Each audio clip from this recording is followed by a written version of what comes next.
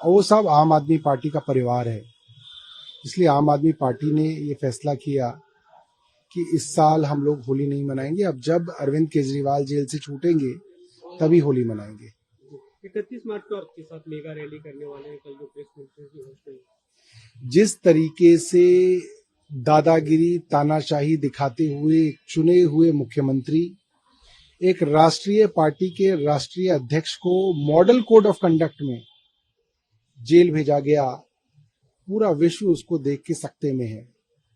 और जितनी भी अपोजिशन पार्टी हैं वो हैरान हैं कि इस तरीके से देश में प्रजातंत्र, लोगों की बोलने की आज़ादी, सवाल पूछने की आज़ादी कैसे बच पाएगी। और सब लोगों ने फैसला किया कि अरविंद केजरीवाल जी के पक्ष में और इस गुंडागर्दी के खिलाफ एक बड़ा मैसेज देना बहुत ज़रूरी है। इसलिए इंडिया के घटक दल मिलके 31 तारीख को रामलीला मैदान में एक बड़ी रैली करेंगे और पूरे विश्व में, पूरे हिंदुस्तान में एक संदेश देंगे। आप लोग की तरफ से भी घोषणा हुई थी कि आवास का घेराव करेंगे कल यानी 26 तारीख को, उसकी क्या तैयारी है? देखिए, हमारा मानना है कि जो भी एजेंसियां कर रही हैं, चाहे ईडी हो चाहे सीबीआई हो, ये सब प्रधानमंत्री कार्यालय से जो है इशारे के बिना ही काम नहीं होते हैं। ये सब राजनीतिक निर्णय जो हैं शीर्ष नेतृत्व द्वारा लिए जा रहे हैं। इसलिए कल हम लोग प्रधानमंत्री जी के कार्यालय का घेराव करेंगे।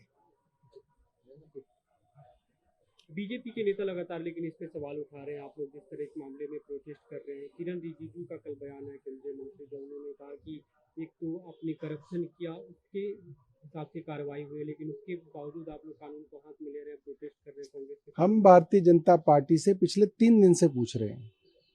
भारतीय जनता पार्टी जिस शरद चंद्र रेड्डी को भ्रष्टाचारी बताती थी, मनी लॉन्ड्रिंग का आरोपी बताती थी, जिसको ईडी ने गिरफ्तार किया, जिसको ईडी ने शराब के कथित मामले का किंगपिन बताया, उस शरद चंद्र रेड्डी से गिरफ्तार होने के बाद भारतीय जनता पार्टी ने चोरी छुपे इलेक्टोरल बॉन्ड के पर्दे के पीछे 55 करोड़ रुपए क्यों लिए? क्यों नहीं किरण रिजिजू इसके बारे में बता रहे हैं?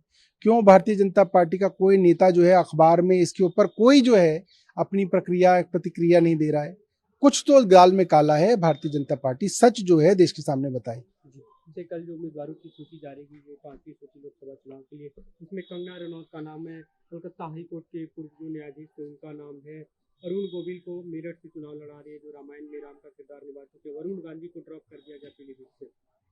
देखिए, जिस तरीके से एक सुप्रीम कोर्ट के जस्टिस, चीफ जस्टिस को भारतीय जनता पार्टी ने राज्यसभा में भेजा, उन सुप्रीम कोर्ट के जस्टिस के ऊपर बड़े सवाल इकट्ठे होते हैं। अब ये जो कलकत्ता हाई कोर्ट के जज साहब थे, ये लगातार राजनीतिक बयानबाजियां कर रहे थे और अखबारों में इस तरह से छप रहा था कि ममता बनर्जी से हाई कोर्ट यानी कि माननीय न्यायालय सवाल पूछ रहा है, और अगले ही दिन वो भारतीय जनता पार्टी ज्वाइन कर लेते हैं। इसका मतलब भारतीय जनता पार्टी से उनका रिश्ता पुराना था। क्या जज के रहते कोई जज किसी राजनीतिक दल से रिश्ता रख सकता है? क्या उनके द्वारा किए गए फैसले आज भी मान्य होंगे? क्या उन फैसलों के ऊपर दोबारा से रिव्यू नहीं होना चाहिए? क्या कोर्ट द्वारा अपने जजों के लिए कोई स्टैंडर्ड ऑपरेटिंग प्रोसीजर, कोई कोड ऑफ कंडक्ट नहीं बनना चाहिए कि जज क्या कर सकते हैं, क्या नहीं कर सकते हैं? ये न्याय व्यवस्था और न्यायालयों के ऊपर एक बड़ा सवाल चिन्ह इन जज साहब ने लगा दिया है। कंगना रनौत का लिस्ट में जुड़ना, वरुण गांधी का ड्रॉप। देखिए, कंगना रनौत जैसी ऐसे बहुत सारे सेलिब्रिटी हैं जो सेलिब्रिटी होने के मुखौटे के पीछे भारतीय जनता पार्टी की बैटिंग करते हैं। कंगना रनौत के बारे में सब लोग जान रहे थे कि भारतीय जनता पार्टी की बैटिंग करती हैं और कल नहीं तो परसों इन्हें भारतीय जनता पार्टी का टिकट मिलेगा और ये अब साबित हो गया। वरुण गांधी आते रहे केंद्र सरकार पर बीते कुछ समय में, उनका नाम पीलीभीत सीट से इस बार नहीं। देखिए, ऐसे कई लोग हैं जिनसे भारतीय जनता पार्टी अनकंफर्टेबल है। भारतीय जनता पार्टी में सांसद अगर आप बने तो आप चुप रहें, अपनी सरकार से सवाल ना पूछें। ये भारतीय जनता पार्टी के अंदर एक अनरिटन कोड ऑफ कंडक्ट है। जिसने अपनी सरकार से सवाल पूछे हैं उसको साइड लगाया गया है और ऐसी एक लंबी लिस्ट जो है हमारे सामने है, उसके अंदर अब वरुण गांधी का नाम भी जुड़ गया है। बीजेपी बसीरहाट से रेखा पात्रा का नाम है। बीजेपी के नेता मित्रा पॉल का बयान, उन्होंने कहा कि हमने संदेश खाली की एक विक्टिम को वहाँ पे जनप्रतिनिधि बनाने के लिए नाम दिया। देखिए, भारतीय जनता पार्टी को अगर महिलाओं के पक्ष में खड़े होना था तो उन देश की ओलंपियन पहलवानों को हरियाणा से टिकट देना था जिन्होंने बृजभूषण शरण सिंह के खिलाफ मोलेस्टेशन के आरोप लगाए। उनको मणिपुर की उन महिलाओं को टिकट देना चाहिए था जिनको निर्वस्त्र करके मणिपुर में घुमाया गया और जहां पे भारतीय जनता पार्टी आज तक नहीं पहुंची। सिर्फ पोलराइजेशन करने के लिए, हिंदू मुस्लिम का विवाद पैदा करने के लिए भारतीय जनता पार्टी ऐसी छोटी राजनीति करती है। जेएनयू स्टूडेंट के परिणाम आया जो चुनाव होता है और उसमें लेफ्ट पार्टियों ने स्वीप किया है। देखिए, कमाल की बात है, भारतीय जनता पार्टी पूरे दिन जेएनयू को गाली देती है। भारतीय जनता पार्टी ने जेएनयू को ऐसे बना दिया है कि जैसे वो देश विरोधी लोगों का जमावड़ा है और फिर वहां पे चुनाव लड़ने के लिए वो पूरा साम दाम दंड भेद करते हैं, उसके बावजूद हार जाते हैं। तो ये भारतीय जनता पार्टी के लिए बहुत शर्म की बात है कि जिसको गाली देते हैं वहां पे चुनाव लड़ते हैं, फिर चुनाव हार जाते हैं।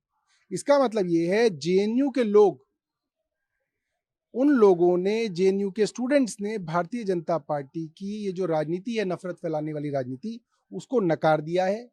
और भारतीय जनता पार्टी ने झूठा नैरेटिव कई बार जेएनयू के अंदर चलाया, उसकी असलियत वहां का स्टूडेंट जानता है, वरना वो आज भारतीय जनता पार्टी के साथ खड़ा होता है। उनको मालूम है कि भारतीय जनता पार्टी ने झूठे आरोप वहां पर लोगों के ऊपर लगाए हैं और लोगों को फंसाया है, इसलिए भारतीय जनता पार्टी को जेएनयू के स्टूडेंट्स ने नकार दिया है।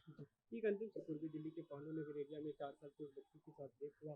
उस मामले में आपकी जो मंत्री आतिशी, उन्होंने उपराज्यपाल को पत्र लिखा और ये बताते हुए कि संविधान द्वारा उपराज्यपाल को पुलिस की जिम्मेदारी दी गई है और इस मामले में उन्हें कार्रवाई करनी चाहिए।